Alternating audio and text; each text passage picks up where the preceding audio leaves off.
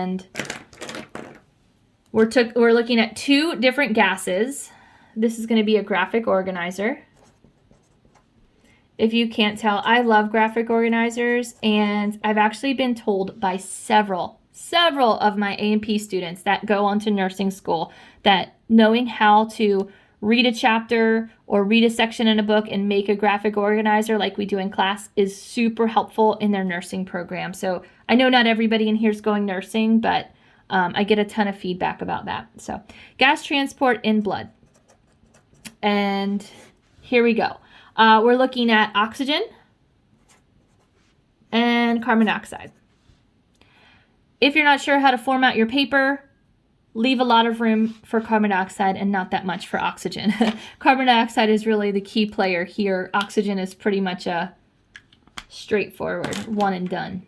So oxygen has to be bound to hemoglobin. Like I was just saying, oxygen is volatile. It needs to be bound to hemoglobin in order to be functional in the body and not cause damage. So it's always bound to hemoglobin. And hemoglobin, if you haven't realized in this chapter, is abbreviated HB, hemoglobin. And so I'm going to abbreviate it as well. HB is hemoglobin.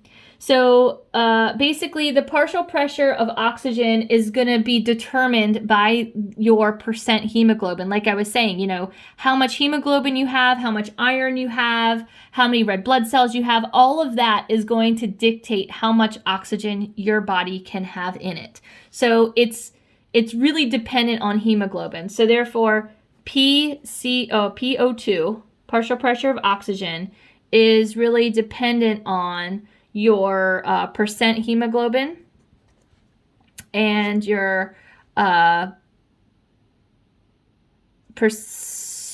say percent iron. It's not really measured like that, but the iron in your blood, whether or not you're iron deficient, will also affect how much oxygen you can carry. So oxygen and hemoglobin will ultimately determine how much oxygen your blood can carry. Hemoglobin is also very finicky. Hemoglobin's a protein, right? And proteins denature, they fall apart, they don't always act like we want them to. And so hemoglobin is going to be under the influence of many factors. So we're kind of branching out like this. So hemoglobin is influenced by, hemoglobin's influenced by temperature. Having a fever, right? Having a low body temperature, having a high local temperature in a particular area of the body, right? That's going to affect hemoglobin and therefore affect oxygen, right? It's a chain reaction. Hemoglobin is also going to be affected by pH, your blood pH, right? We know blood pH is always 7.35 to 7.45 or else you're dead, right? But you get too close to either one of those boundaries and your hemoglobin's going to start acting funky. It's because it likes to be in the middle, right? Your hemoglobin is also influenced by your partial pressure of carbon dioxide. How much carbon dioxide is in your blood affects how your hemoglobin behaves. You're going to see as we go through and look more closely at some other physiologies and homeostasis that pH and partial pressure of carbon dioxide are actually interrelated. They influence each other. Your carbon dioxide concentration actually influences your pH. That's why I drew this little extra arrow there. And finally, there's another molecule, BPG.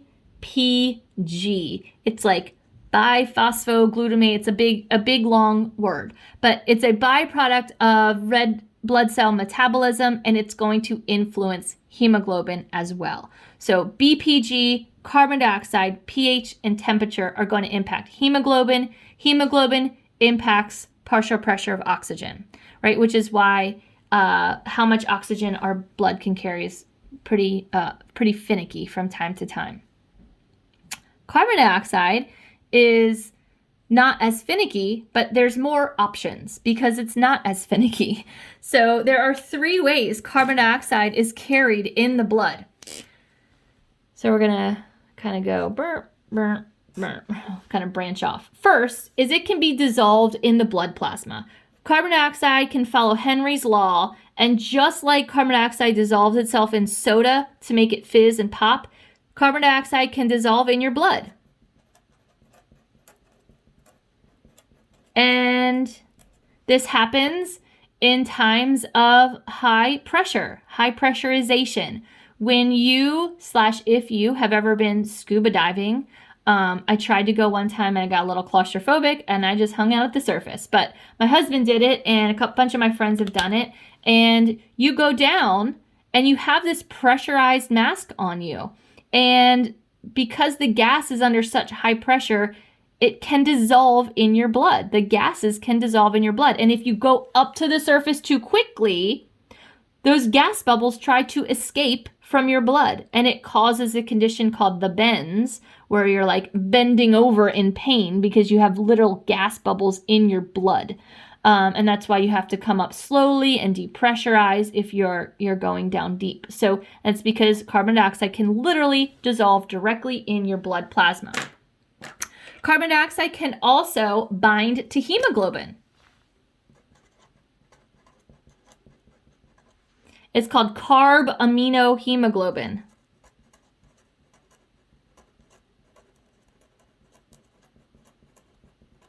So it's basically like, hey, move over oxygen. I'm here now, right? And so carbon dioxide can take a seat on the hemoglobin bus and cruise around your blood. The most important way that carbon dioxide travels, though, is the what we call the bicarbonate buffer system.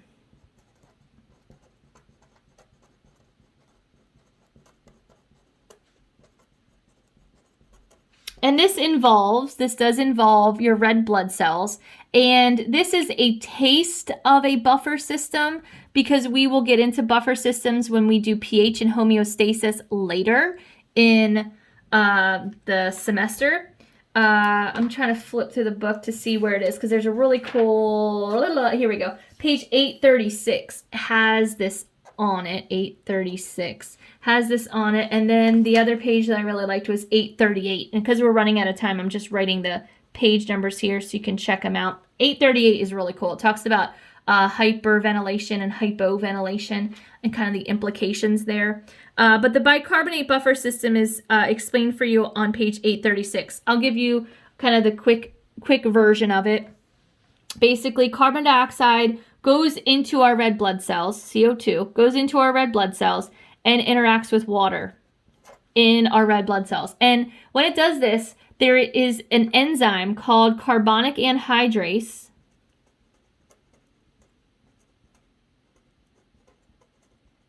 Carbonic anhydrase automatically, without any energy being consumed, it's a passive process, is going to convert carbon dioxide and water to carbonic acid, which is H2CO3. It's called carbonic acid.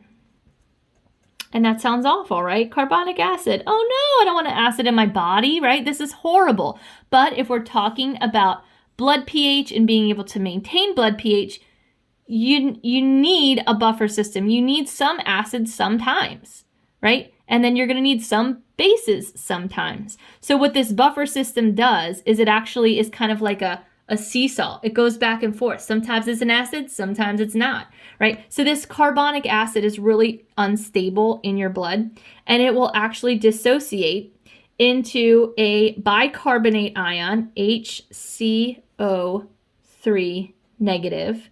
It's called a bicarbonate ion. Sorry, my writing's small. I wish I could zoom in on my camera. And I need to clean the coffee stain off my table. A bicarbonate ion and a hydrogen ion. Look at that, a hydrogen ion, right? Hydrogen ion is what acids are, right? Acids are basically a measurement of hydrogen ion concentration in the blood. So what happens is during times of high pH, in other words, when your pH goes close to this 7.45, carbon dioxide can go bloop, bloop, bloop, bloop, bloop, and release some hydrogen ions so that your blood pH goes back down to that 7.4, 7.42 range that it likes to be, right? And then vice versa. When your blood pH starts getting around 7.36, 7.35, the opposite's going to happen. It's going to reassemble. This is a two-directional chemical reaction. It happens forwards and backwards. And so the hydrogen ions will bind back to the bicarbonate, form carbonic acid, reform water and carbon dioxide. And so remember back here, I said carbon dioxide and pH are very much related. This is one of the reasons, because of this bicarbonate buffer system. There's also something, making sure your book has it, yes. There's also something called a chloride shift that happens to push the carbonic acid out of the red blood cell. So it's a counter-current exchange. In other words, one comes in, one goes out. So exchanging a chloride ion for a carbonic acid or a bicarbonate ion, putting the bicarbonate ion into the blood and pulling a chloride ion into the red blood cell, and vice versa. So I'm going to write chloride shift to move bicarbonate into and out of RBC, red blood cell.